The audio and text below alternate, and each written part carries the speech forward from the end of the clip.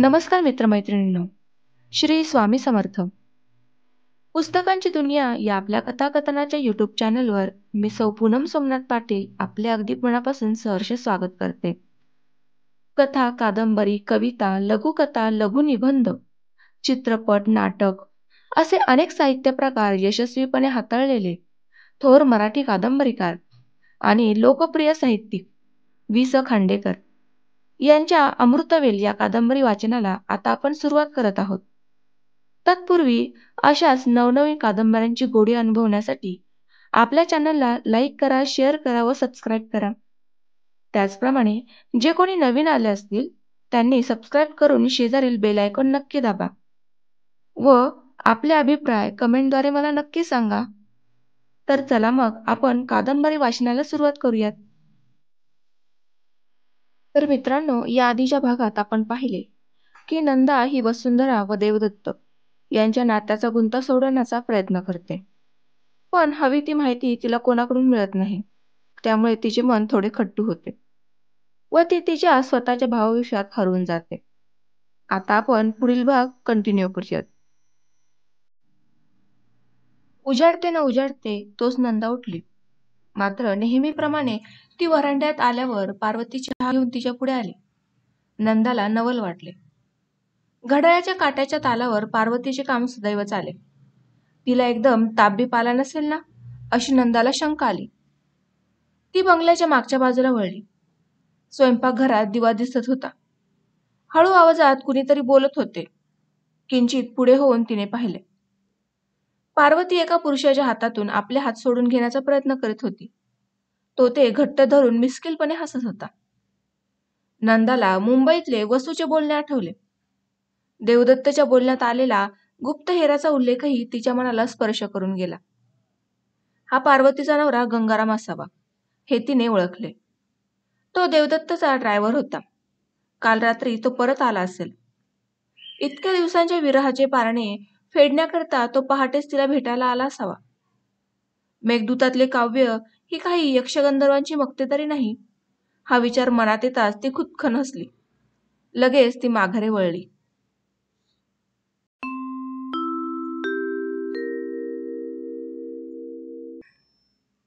ती लायब्ररीकडे गेली तेव्हा चंचल जणू काही तिचे स्वागत करायला दारातच उभी होती. नंदाच्या मागून ती हळूहळू आत आली. तिच्या पायात घुटमळू लागली. तिला कसला तरी विलक्षण आनंद झाला आहे आणि तो सांगण्याचा ती प्रयत्न करीत आहे असे नंदाला वाटले. खाली वाकून चंचलचे तोंड दोन्ही हातांनी वर करीत तिने विचारले, कोण होतीस ग तू मागच्या जन्मी माझी? आई की बहीण? जणू काही हे बोलणे आपल्याला समजले असे दाखवीत चंचलने मान डोलावली. मग तिला नंदा म्हणाली, अगं वेडे, तुला इतका कसला आनंद झाला आहे ते कळले म्हटलं आम्हाला. देवदत्त आलेत होय ना? रात्री खूप वेळ इथं वाचत बसले होते खरं ना? अशी नेहमीची जागरणं सोसवतील का त्यांना? तू त्यांची जीवाभावाची मैत्रीण, त्यांना थोडं समजावून सांगायचंस की नाही? नंदाचे लक्ष गोल टेबलाकडे गेले. त्याच्यावर नव्या पुस्तकांचा ढीग पडला होता. ती उत्सुकतेने तिकडे गेली. नवी कोरी पुस्तके कौतुकाने चाळू लागली. काव्यापासून तत्वज्ञानापर्यंत साऱ्या तऱ्हांची पुस्तकं होती त्या राशीत. त्यातल्या एक जाडजूड पुस्तकातून एक कागद बाहेर डोकावत होता. तिचे कुतूहल जागृत झाले. तिने ते पुस्तक उचलले. एक पाश्चात्य पंडिताचे आधुनिक दृष्टिकोनातून महाभारतावर लिहिलेले भाष्य होते ते. त्यातले कागद तिने बाहेर काढून पाहिले. रात्री देवदत्त इथे वाचत बसले होते तेव्हा त्यांनीच ते लिखाण केले असावे हे उघड होते. मग ती वाचू लागली. महाभारताचा नायक कोण? कुणी म्हणतात कृष्ण, कुणी म्हणतात अर्जुन. एखादा आधुनिक पंडित दुर्योधनाला तो मान देईल, पण मला वाटते त्याचा नायक आहे अश्वत्थामा. तो मनुष्य जातीचा प्रतिनिधी आहे, म्हणूनच तो चिरंजीव झाला आहे. होय, अश्वत्थामा हा या जगात सदैव एकाकीपणे राहावे लागणाऱ्या मानवाचा प्रतिनिधी आहे. दारुण दुःखाखेरीज, क्रूर वंचनेखेरीज कधीही न संपणाऱ्या आयुष्याच्या मार्गावर त्याला दुसरा कोणी सोबती मिळाला नाही. आई, बाप, मित्र सारे सारे त्याचे अंतर्वैरी झाले. महाभारतात त्याच्या पत्नीचा कुठेही उल्लेख नाही, पण ज्या अभाग्याला आईबापांचेही खरेखुरे प्रेम मिळाले नाही, त्याला देऊन देऊन पत्नी काय देणार? केवळ शरीर सुख? बाळपणीच आईने त्याला फसविले. पिठात पाणी घालून दूध म्हणून तिने त्याला पाजले. आपल्या नागड्या उघड्या गरिबीवर पांघरून घालण्याकरता तिने ते केले असेल.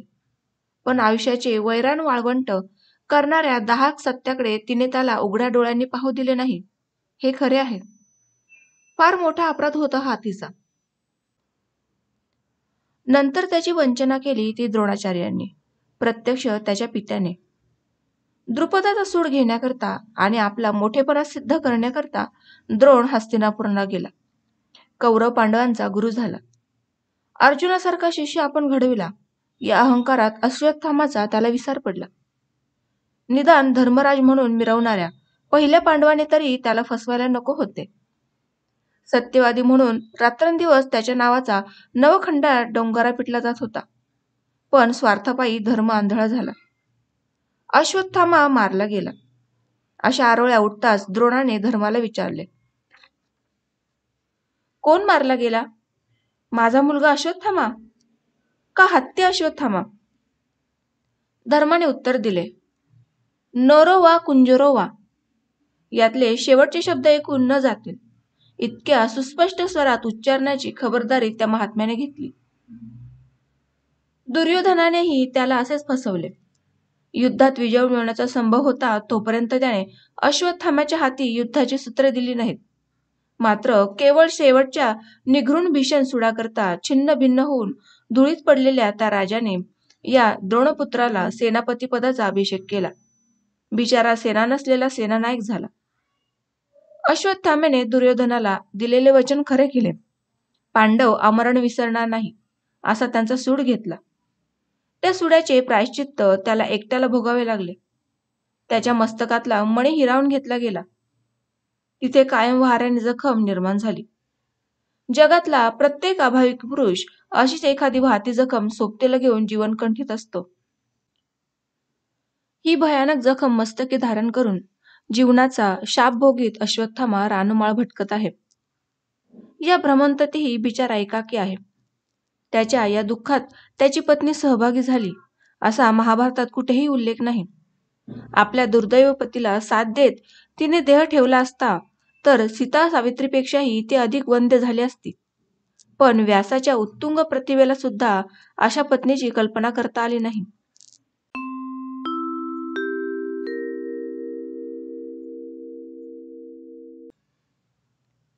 एकच प्रश्न सारखा मनाला टोचत राहतो, क्षणभरही चैन पडू देत नाही.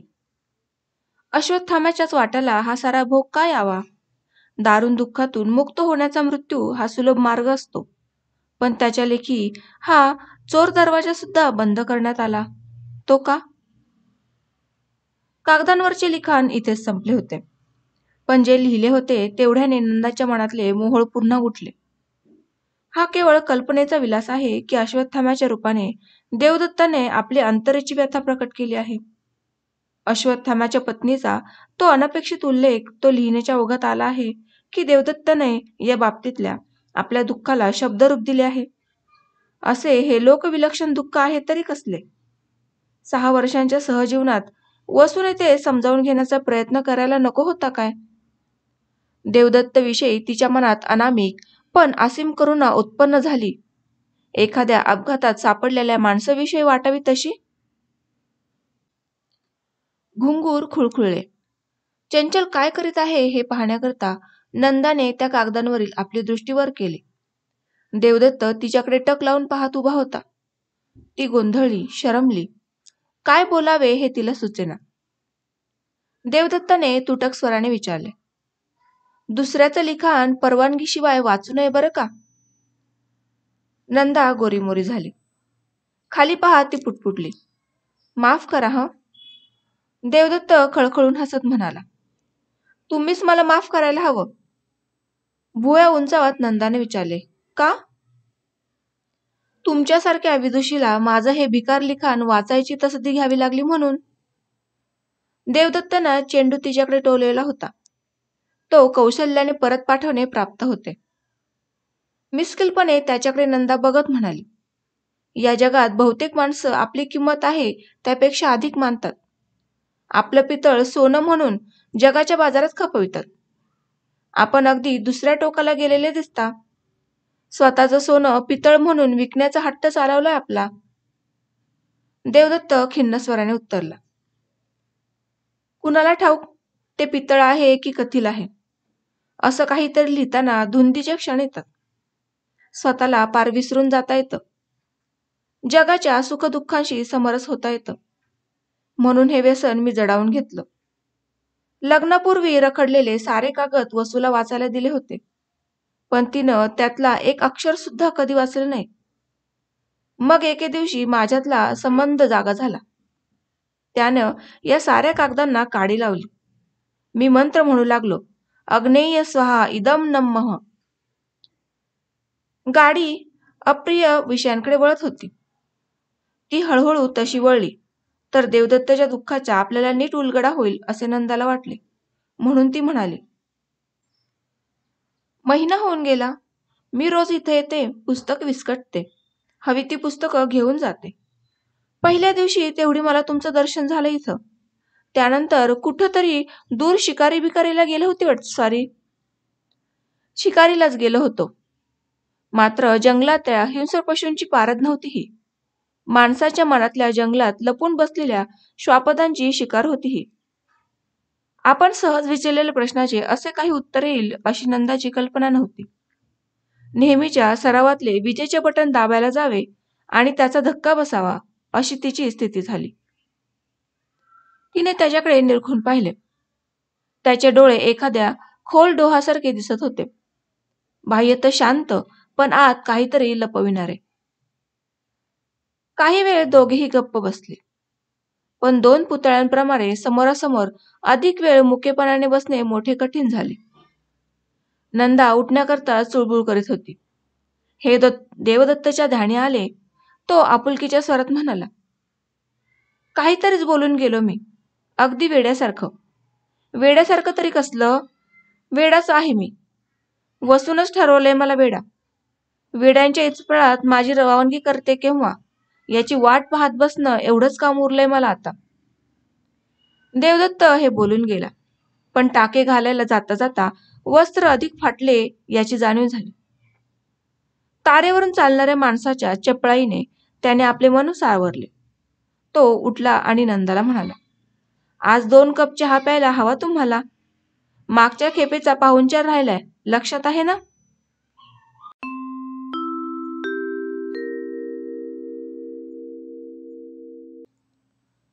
पलीकडल्या बंगल्यातल्या देवदत्तच्या दिवाणखान्यात नंदाने प्रवेश केला तेव्हा तिच्या डोळ्यात एकदम 2 गोष्टी भरल्या. फुलाफुलांच्या गालिच्यावर पसरलेले वाघाचे कातडे आणि शिसवी तिवईला बुद्धांचा संगमरवरी पुतळा. त्या पुतळ्याजवळच्या एका कोचावर देवदत्तने नंदाला बसविले. मग मेजाकडे जाऊन त्याने तिथली घंटी वाजवली. घंटीच्या आवाजाने नंदाचे लक्ष त्या टेबलाजवळच्या कोपऱ्याकडे गेले. त्या कोपऱ्यात एक भव्य सुंदर चित्र ठेवले होते. रुंद जबडा, भेदक डोळे, सिंहाच्या आळेची आठवण करून देणारी दाढी. ते चित्र नीट पाहण्याकरता नंदा उठली. ती थोडी पुढे येऊन उभी राहिली. ते हेंगमिनचे तैलचित्र होते. त्या चित्रापाशीच भिंतीला टेकून एक बंदूक ठेवली आहे. हेमिंग्वेचे बंदुकीच्या शौकाविषयीचे नंदाने पुष्कळ वाचले आहे. त्याने आत्महत्या केली, ती सुद्धा आपल्या आवडत्या चंदरी बंदुकीने, हे तिला ठाऊक होते. तिच्या मनोचक्षूंपुढे एक विचित्र त्रिकोण उभा राहिला. देवदत्त, अश्वत्थामा आणि हेंगमिवे हे त्या त्रिकोणाचे 3 कोण आहेत. नोकराला चहा सांगून देवदत्त तिच्याजवळ आला. तेव्हा तिने विचारले, कुठं घेतलं हे चित्र? मुंबईच्या प्रदर्शनात. हेमिंग्वे फार आवडतो तुम्हाला? फार? एवढाच उद्गार काढून तो क्षणभर थांबला. शेवटी स्वगत बोलावे तसा तो बोलू लागला. जगात 2 जाती आहेत माणसांच्या, एक मनस्वी मनांची आणि दुसरी मुरदाड मनांची. मुरदाड माणसं अष्टप्रहर जगण्यासाठी केविलवाणी धडपड करीत असतात. ती कुणाच्याही लाथा खातील, सोम्यागावम्या पुढे लोटांगण घालतील, उकिरड्यावरल्या उष्ट अन्नानं पोट भरतील, पण काही करून कुडीत जीव राहील अशी काळजी घेतील. त्यांना सर्वात मोठं भय वाटतं ते मरणाचं. मनस्वी मनं तशी नसतात. मनानं आणि अभिमानानं जगता आलं तरच ते जगतील. ती धुंदीत तडजोड करणार नाहीत. त्यांची स्वतःची तर सदैव झुंज चाललेली असते. हेमिंग्वे असा मनस्वी मनुष्य होता. ज्या क्षणी त्याला हे जीवन असह्य झालं त्या क्षणी त्याने शांतपणानं आपल्या बंदुकीनं. नंदा मध्येच म्हणाली, पण याच हेमिंग्वेने म्हाताऱ्या कोळ्याची समुद्राशी झालेली झुंज रंगवली आहे. म्हाताऱ्यानं कष्टानं पैदा केलेली शिकार त्याच्या हातून नाहीशी होते. तो हात हलवीत परततो. म्हणून तो काही आत्महत्या करीत नाही. उलट आफ्रिकेतल्या सिंहाच्या शिकारीची स्वप्न पाहत तो झोपी जातो. देवदत्त चपापला. स्वतःला सावरीत तो म्हणाला, एका बुद्धिमान विदुषीशी आपण बोलतो आहोत हे विसरूनच गेलो होतो मी. नोकर चहा घेऊन आला. दोघेही कोच्यावर बसले. चहा करता करता नंदा लगबगीने उठत आहे असे पाहून देवदत्त म्हणाला, तुम्ही आज पाहुणे आहात माझ्या. तेव्हा नंदा मिस्किलपणे उत्तरले, मी पाहुणी आहे हे सांगितलं कोणी तुम्हाला? हे वसूचं घर आहे. ती आणि मी मैत्रिणी आहोत. तेव्हा मी घरचीच झाली की नाही? देवदत्तने हसत विचारले, एमेला तर्कशास्त्र घेतलं होतं वाटतं तुम्ही? चहा करता करता नंदा मान वर करून म्हणाली, तर्कशास्त्रात तुम्हीच अधिक पारंगत आहात माझ्यापेक्षा. म्हणून माणसाचे 2 वर्ग करून तुम्ही मोकळे झालात. पण खरं सांगू, हे जग चाललंय ते मनस्वी माणसांमुळे नाही नि मुरदाड माणसांमुळेही नाही. तिने पुढे केलेला पेला हातात घेत देवदत्तने विचारले, म्हणजे माणसांचा एक तिसरा वर्ग असतो असं म्हणायचंय तुम्हाला? काही क्षण नंदा बोलली नाही. चहाचे 2-3 घोट घेऊन ती म्हणाली, हो, हा तिसरा वर्गच खरा महत्वाचा आहे. तो आहे मायाळू माणसांचा, स्वतःला विसरून दुसऱ्यावर प्रेम करणाऱ्या माणसांचा. देवदत्त हसत म्हणाला, असं प्रेम या जगात आहे? दादा आणि माई यांच्या अनेक आठवणींनी नंदाचे मन भरून आले. सद्गतीत स्वरात ती म्हणाली, निश्चित आहेत. ते कुणाच्या आईच्या रूपाने भेटतं, कुणाला कुठल्या तरी दुसऱ्या रूपानं. स्निग्ध सभिप्राय तिच्याकडे पाहत देवदत्त म्हणाला, खरं आहे. त्याच्या सूचक उद्गारातला अर्थ लक्षात येताच ती लज्जित झाली. थोडीशी सुखावली. क्षणभर थांबून ती म्हणाली, सामान्य माणसं सुद्धा हे प्रेम देऊ शकतात. पण देवदत्त एकदम उठला. आलोच मी, असे म्हणत तो बाहेर आला. दिवाणखान्याची सजावट नंदाने हाळू लागली. दुसऱ्या एका कोपऱ्यात हेमिंग्वेच्या चित्रासारखेच भव्य सुंदर चित्र पाहून ती चमकली. थोडे पुढे जाऊन तिने पाहिले. ते चित्र विवेकानंदांचे होते. त्यांच्या समोर गवसनी बाहेर काढलेली एक सतार दिसत होती. विवेकानंद आणि हेमिंग्वे, सतार आणि बंदूक, जीवन आणि मरण. देवदत्तच्या मनात कोणता संघर्ष चालला आहे याची नंदाला पुरेपूर कल्पना आली. आत्महत्येच्या विचाराने मनुष्य कसा प्रविष्ट होतो हे तिने स्वतः अनुभवले होते. काय वाटेल ते हो, पण या विचारातून त्याला परावृत्त करण्यासाठी आपली सर्व शक्ती वेधायची असा तिने मनोमन निश्चय केला. देवदत्त परत आला. तो एक सुंदर बाहुली घेऊन. त्या बाहुलीच्या हातात दुधाची छोटी बाटली होती. कळ फिरवली की बाहुली त्या बाटलीचे दूध पिऊन लागे. नंदाच्या हातात ती बाहुली देत तो म्हणाला, फार आवडेल ही मधुरेला. तिच्यासाठी घेतली ही दिल्लीत, हरिद्वारहून परत येताना. नंदाचे विचारचक्र सुरू झाले. देवदत्त हरिद्वारला का गेला होता? कशाला? तीर्थयात्रा करणाऱ्या आपल्या आईला भेटण्याकरता की आपल्या जीवाचे काही बरे वाईट करावे म्हणून? देवदत्ताने मधुरेसाठी बाहुली आणली आहे हे वसूला कळता कामा नये. हे नंदाच्या लक्षात यायला वेळ लागला नाही. तिने ती कुणाला न कळत आपल्या खोलीत नेऊन ठेवली. आज संध्याकाळी तिला बापूंच्या घरी जायचे होते. त्याचवेळी ती मधुरेसाठी विकत घेतल्याचे नाटक करावे असे मनाशी ठरवून ती निश्चिंत झाली. संध्याकाळी बापू येताच ती त्यांच्याबरोबर मोठ्या उत्सुकतेने निघाली. बापूंचे बिऱ्हाड विलासपूरच्या मध्यभागी असलेल्या विठ्ठल मंदिराच्या उजव्या बाजूला एका बोळात होते. बापू झपझप पुढे चालले होते. नंदा जे जे डोळ्यांनी टिपता येईल ते ते सारे मनात साठवीत त्यांच्या मागून जात होती. आपल्या देशाच्या दारिद्र्याविषयी तिने पुस्तकात पुष्कळ वाचले होते, पण आज तिला ज्याचे जे पुसट दर्शन होत होते ते मोठे दुःखदायक होते. नकळत तिचे मन इथल्या प्रत्येक गोष्टीची मुंबईतल्या त्या त्या प्रकारच्या गोष्टीशी तुलना करू लागले.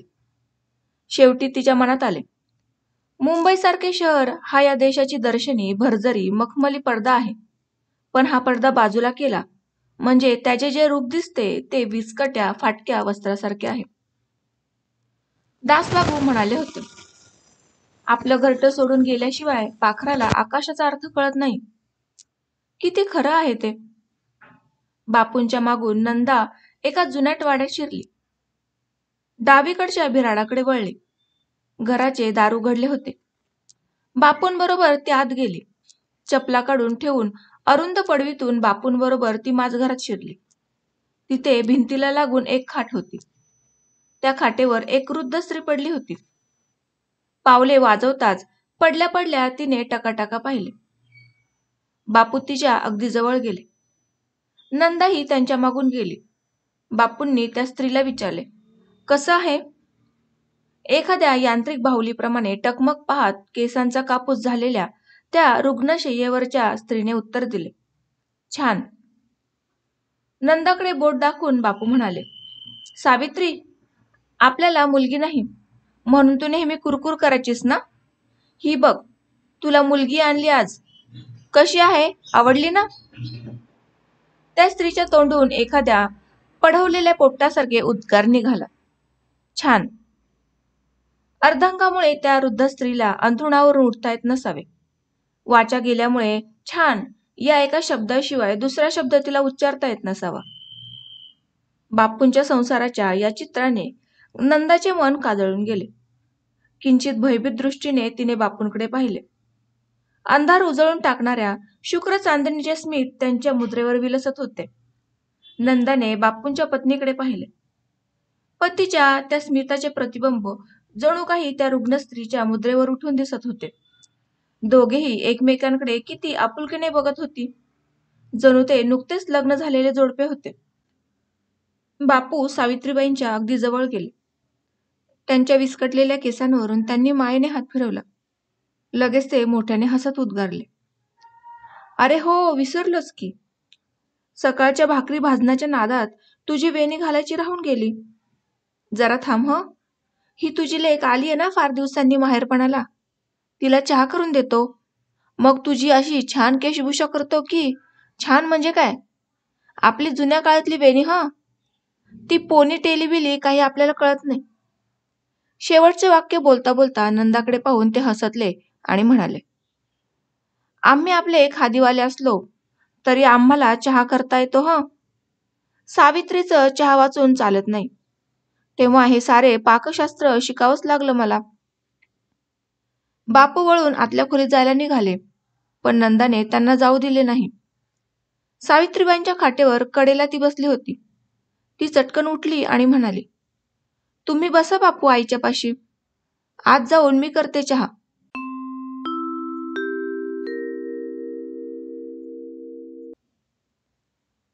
बापू झटकन मधल्या दारापर्यंत गेले आणि दोन्ही हातांनी दार अडविल्याचा आविर्भाव करीत म्हणाले, इकडे यायचं नाही बायकांनी, हे पुरुष राज्य आहे. कार्तिकेच्या देवळात जशी बायकांना बंदी असते तशी अस्मादिकांच्या मुतपात खाण्यातही ती आहे. शिवाय एक कामही आहे नंदाताई तुझ्याकडे. तुझ्यासारख्या विदुषीचा अभिप्राय हवाय मला माझ्या चहावर. साबणाच्या जाहिरातींवर नट्यांचे अभिप्राय छापतात ना, तसा छापायला. हो, काय नेम सांगावा. उद्या जहागीरदारांच्याकडील नोकरी गेली तर चहाचं दुकान काढावं लागेल या देशभक्ताला. बापूंच्या या थट्टेखोर स्वभावाचे एरवी नंदाला हसू आले असते. दुःख गोड करून घ्यायची शहाण्या माणसांची ही रीत तिला अपरिचित नव्हती. पण स्वतःवर आणि स्वतःच्या परिस्थितीवर चाललेला बापूंचा हा विनोद ऐकताना तिचे सारे लक्ष सावित्रीबाईंच्याकडे लागले होते. त्यांच्या मुद्रेवर मंद अस्मिताखेरीज दुसरा कुठलाच भाव दिसत नव्हता.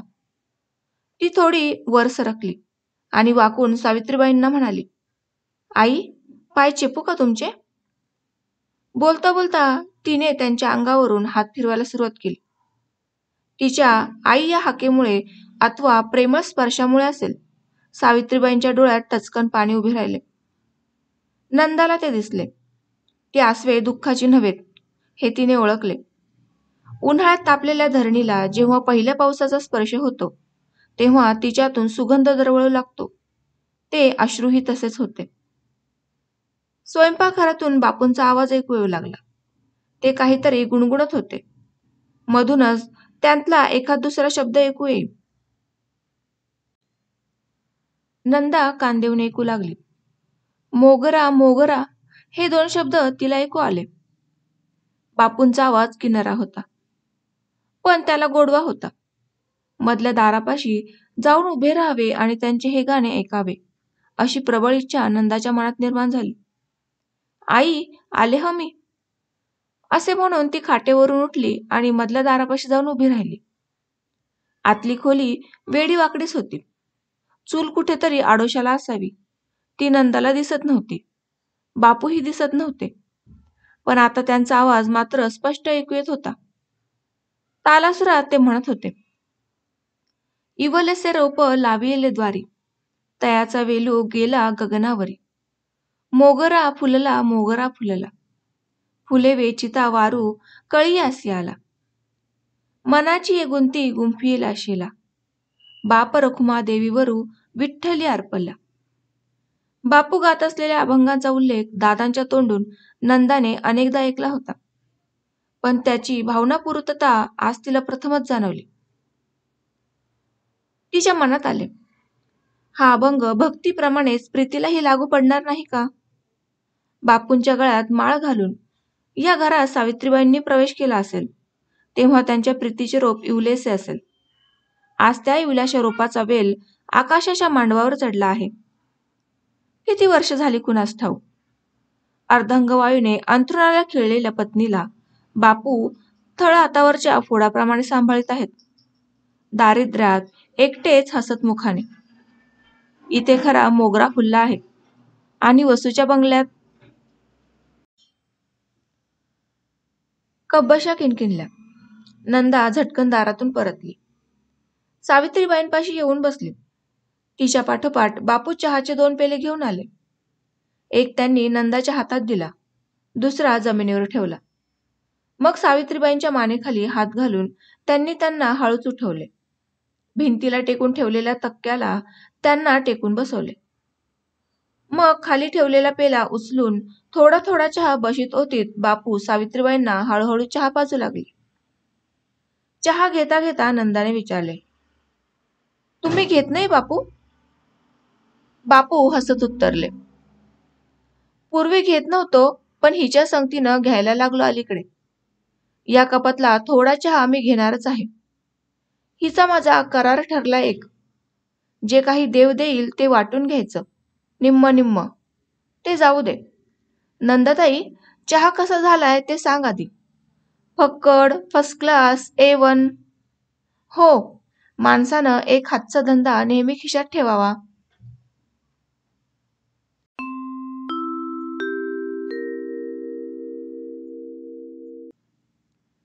नंदा परतली तेव्हा चांगला अंधार पडला होता, पण तो तिला दिसत नव्हता. मनाच्या गाभाऱ्यात मोगरा फुलला हे शब्द दरवळत होते.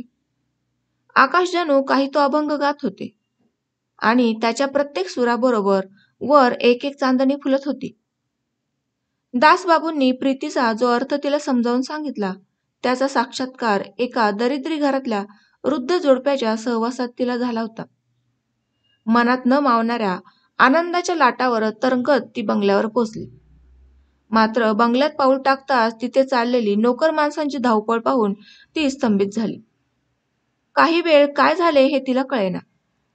वसूचा आपल्या मनावर बिलकुल ताबा नाही. तिने काही ती भीतभीतच पुढे गेली. वसूच्या शयनगृहात पलंगावर मधुरा मूर्छित पडली होती. संध्याकाळी तर मधुरा खेळायला गेली होती. तिचे हे दुखणे एकदम कसे काय उलटले हे तिला कळेना. पुढे होऊन मधुरेची नाडी पाहणाऱ्या डॉक्टरांस नंदाने विचारले, कसं आहे डॉक्टर? तिचा आवाज कानांवर पडताच वसुंधरेने वळून तिच्याकडे पाहिले. लगेच तिने आपले तोंड फिरवले. वसूच्या या वागण्यातला तिला काही बोध होईना. वसू पाहत होती तिकडे तिने आपली नजर वळवली. पलंगाच्या पलीकडे देवदत्ताने दिलेली बाहुली छिन्न भिन्न होऊन पडली होती. एकदम वसूचे कर्कश शब्द तिच्या कानांवर आले. तुझ्या खोलीत कशी आली बाहुली नंदा? आपल्या भोवताली सारी खोली फिरते आहे, असे क्षणभर नंदाला वाटले. लगेच सारे बळ एकवटून तिने उत्तर दिले. मी आणली होती ती मधुरेसाठी. कुठनं? वसुंधरेने प्रश्न केला. नंदा किंचित गडबडली. लगेच शांतपणाने उत्तरली. मुंबईहून येतानाच आणली होती ती मी, माझ्या वाढदिवसादिवशी मधुरेला द्यायला. आज माझा वाढदिवस आहे म्हणून ती मी बाहेर काढून. खोटं, साफ खोटं. वसुंधरा किंचाळली. देवदत्तांनी आणली होती ही. तू रोज त्यांच्याशी गुलुगुलू गोष्टी करायला जातेस ना, लायब्ररीत जायचं निमित्त करून. ठाऊक आहे सारं मला. त्यांनीही तुझ्याकडे दिली. मधुरेला भुलून माझ्यापासून दूर न्यायचं कट करताय तुम्ही. पण मी नाही सोडायची तिला. एवढी लेकी वारली माया उतू जात होती तर यायचं होतं देवदत्तांनी इथं तिची बाहुली घेऊन. ही सारी ढोंगसोंग समजतात हा मला. नंदा, माझी मैत्रीण म्हणून तू इथं आलीस. तुला हे चोंबडे कारभार करायला कोणी सांगितलं? काय घडले असावे हे क्षणार्धात नंदाच्या लक्षात येऊन चुकले. खेळून परत आल्यावर नंदा मावशी कुठे दिसत नाही म्हणून मधुरा आपल्या खोलीकडे गेली असेल. समोर नवीन सुंदर बाहुली दिसताच ती घेऊन नाचत नाचत ती वसूकडे धावली असेल. ती बाहुली देवदत्ताने आणली आहे हे कळताच तिच्या मनाने चटकन सारे दुवे जुळवले. देवदत्ताने दिल्लीत विकत घेतलेली ही बाहुली गंगारामला ठाऊक असणारच. पार्वतीपाशी तो ते सहज बोलून गेला असावा. मधुरा बाहुली घेऊन वसूकडे गेली तेव्हा पार्वती तिथे असावी. नंदा पुन्हा पुन्हा स्वतःची निर्भसना करू लागली. छे, आपण वसूशी खोटं बोलायला नको होतं. तर मित्रांनो, आजच्या कथेचे अभिप्राय मला कमेंटद्वारे नक्की सांगा. आपल्या चॅनलला लाईक करा, शेअर करा व सबस्क्राईब करा. आज मी तुमचा इथेच निरोप घेते. भेटूयात पुढील व्हिडिओमध्ये. धन्यवाद.